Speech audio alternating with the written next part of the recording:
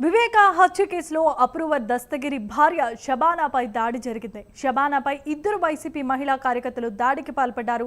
కడప జిల్లా తొండూరు మండలం మల్లేలాలో ఈ ఘటన చోటు చేసుకున్నట్లుగా తెలుస్తోంది. ఇంట్లోకి చొరబడి దాడి చేశారని పోలీసులకు షబానా ఫిర్యాదు చేసింది. ఇక ఏడాదిలోపు దస్తగిరిని కూడా నరికేస్తామని బెదిరించినట్లుగా ఆ ఫిర్యాదులో పేర్కొంది.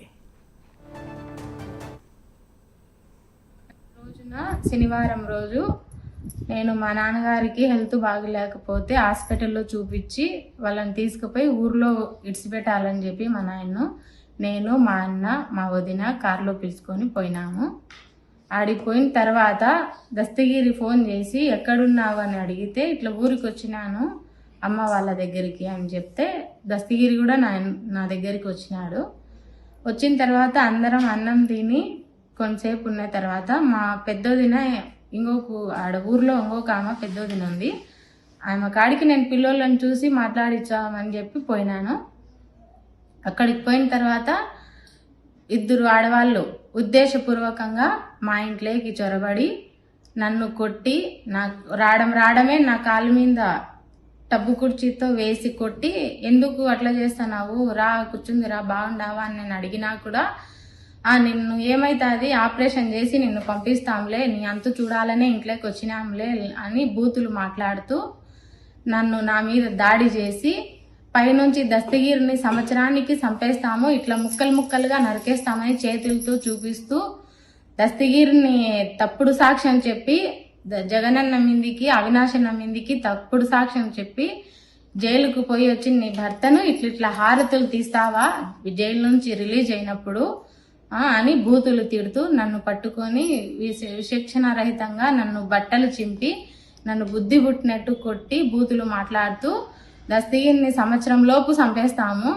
తర్వాత 4 ఏళ్లకు నిన్ను నీ బిడ్డలను భూస్థాపితం చేస్తాము, నీ ఆట ఆడతాము, నీ అంతు చూస్తామని చెప్పి నన్ను బూతులతో నన్ను బుద్ధి పుట్టినట్టు మాట్లాడినారు, నన్ను కొట్టినారు. దాని తర్వాత నేను తొండూరుకు ఎస్ఐ గారి దగ్గరికి వెళ్ళి కంప్లైంట్ ఇవ్వను పోయినప్పుడు ఆయన దాని మీద ఏం స్పందించలేదు. నేను సార్ ఇట్లా నన్ను వచ్చి కొట్టినారు, దస్తగిరిని ఇట్లా చంపుతామంటున్నారు, 4 ఏళ్ల తర్వాత నన్ను చంపుతామంటున్నారు, ఫోన్ లైన్లో ఎవరో ఆన్లో ఫోన్ కాల్లో మాట్లాడుకుంటా వచ్చి ఇట్లా చేసినారని నేను సాక్ష్యాలతో సహా నేను చెప్తానే కూడా ఆయన దాని మీద ఏం యాక్షన్ తీసుకోలేదు. ఉన్నీళ్ళేమ్మా ఆడవాళ్ళు మామూలే, గొడవలు జరుగుతాయంటాయి, సర్దుకొని పోవాలని చెప్పి సర్ది చెప్పి పంపించే ప్రయత్నం చేసినారు ఆయన. అయితే నేను వినకుండా పులివెందుల రూరల్ సిఐ గారి దగ్గరికి వచ్చి అక్కడ నేను కంప్లైంట్ ఇచ్చినాను. కానీ దాని మీద ఇంతవరకు ఏం యాక్షన్ తీసుకోకుండా ఏం కాకుండా మళ్ళీ మా ఊర్లో మా గ్రామంలో మా వాళ్ళు ఇంకా అక్కడ ఉన్నారు కదా, వాళ్ళందరితోనూ ఏమైతుంది వాళ్ళతో దస్తగిరిని చంపినా ఏం కాదు, దస్తగిరిని భార్యను కొట్టినా కూడా ఏం చేసుకోలేకున్నారు అని చెప్పి నవ్వుకుంటా చెప్పుకుంటా తిరుగుతూ ఉన్నారు. అయితే ఇదే జగన్మోహన్ రెడ్డి గారి ప్రభుత్వంలో అన్యాయంగా మా మీద ఏం చేయకున్నాను మా మీద దాడులు చేసి మా మీద కేసులు రాసి నా భర్తను అక్రమంగా జైలుకు పంపించి ఇన్ని చేసినారు కదా, మరి న్యాయంగా నా ఇంటికి వచ్చి నా మీద దాడి చేసినారన్నా కూడా మరి ఇప్పటికీ ఏం దాని మీద యాక్షన్ తీసుకోకుండా దాని మీద స్పందించకుండా దస్తగిరి మొన్న రంగన్న తాత చనిపోయినాడు, అంతలోకి మరి దస్తగిరిని చంపేస్తామంటాన్నా కూడా ఏం చేసుకోలేక ఏం చేయలేక దాని మీద విచారణ చేయకుండా వాళ్ళని ఏం మాట్లాడుకోకుండా ఉండారు కదా. ఇప్పుడు మేము సావుకు తెగించే నా భర్త అప్రూవర్ గా మారడం జరిగింది, సాక్షిగా మారడం జరిగింది, మళ్ళీ 4 ఏళ్లకు ఎందుకు చంపాలా, సంవత్సరానికి ఎందుకు చంపాలా? నేను జగన్మోహన్ రెడ్డిని అవినాష్ రెడ్డిని ఒక్కటే అడుగుతాండా, చేతగాని రాజకీయం దద్దమ్మ రాజకీయం చెయ్యొద్దు. కడప జిల్లాలో నువ్వు నీ తిన్ననే మేము పుట్టినాం, మా తిన్ననే నువ్వు పుట్టినావు, నీ ఇంటి దగ్గరే మేము ఉండామని ఎన్నోసార్లు మీడియా ముఖంగా మేము చెప్పడం జరిగింది. నీకు చేతనైతే నా భర్త మీ మీదికి చెప్పినాడు కదా, 5 ఏళ్ల పాలనను నువ్వు ఏం చేసినావని నేను నిన్ను ప్రశ్నిస్తాదా?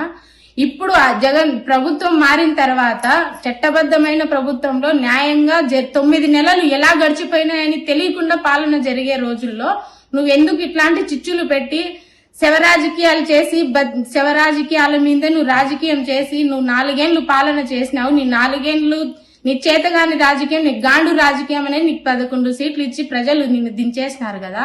ఇంకా నువ్వు చేసిన తప్పుకు ప్రాయశ్చితం చేసుకొని నువ్వు ఒక మూలన దేవుడిని ప్రార్థించుకుంటూ చేసిన తప్పులు సర్దిద్దుకోవాలి జగన్మోహన్ రెడ్డి, అవినాష్ రెడ్డి. అంతేగాని ఆడవాళ్ళ మీద విచిత్రణ రహితంగా ఇట్లా దాడులు చేయడం, దస్తగిరిని చంపేస్తానంటూ బెదిరించడం, దస్తగిరిని చంపేస్తే న్యాయం చచ్చిపోదు, దస్తగిరే చచ్చిపోతాడు కానీ న్యాయం అయితే చచ్చిపోదు. ఏ రోజుకి ఇంతవరకు 6 మంది సాక్షులు చనిపోయినారు. మహా అయితే దస్తగిరి భార్య చనిపోతారు కానీ కేసు చచ్చిపోదు, న్యాయం చచ్చిపోదు. న్యాయ వ్యవస్థలు ఉన్నంత వరకు న్యాయం అనేది జరుగుతుంది. ఇట్లాంటి వాళ్ళు, ఈ శ్రీరెడ్డి అట్లాంటి వాళ్ళు, ఇట్లాంటి వీధి రౌడీలు బజార్లో చిల్లర చేష్టలు చేసుకుని 10 రూపాయలకు 5 రూపాయలకు బజారు పని చేసి ఆడవాళ్లను పంపించి ఇట్లాంటి పనులు చేయడం జగన్మోహన్ రెడ్డికి గాని, జగన్మోహన్ రెడ్డి పార్టీకి గాని, అవినాష్ రెడ్డికి గాని, అవినాష్ రెడ్డి గ్రామాల్లో చేసే ఇట్లాంటి నీచ రాజకీయాలు తెలంగాణని నేను మీడియా ముఖంగా ప్రజలకు చెప్తాండా. గౌరవైన చంద్రబాబు నాయుడు గారు నాకు జరిగిన అన్యాయానికి తగిన ప్రతిఫలం నాకు చూపిస్తారని, ఈ కేసు మీద విచారణ జరిపిస్తారని, వాళ్ళు ఎందుకు వచ్చి కొట్టినారు, వాళ్ళ వెనకలు ఎవరున్నారో నాకు గడ్డకు తీసి చూపిస్తారని నేను అడుగుతానా.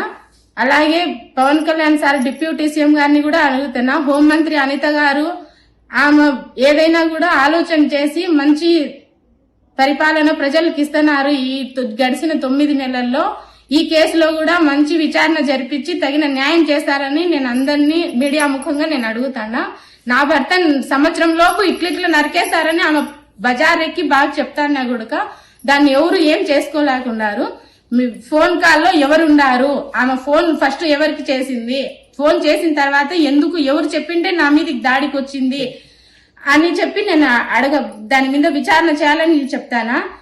ఆమె పదే మల్లాల రవి అనే పేరు, మల్లాల రవి తర్వాత భాస్కర్ రెడ్డి గారి కొడుకు అవినాష్ రెడ్డి గారి పేరు చెప్తాంది. వీళ్ళు గాండు రాజకీయాలు చేయొద్దని పదే నేను మీడియా ముఖంగా చెప్తాండా. ఏదైనా ఉంటే దస్తగిరి పులివిందల్లోనే ఉండాడు.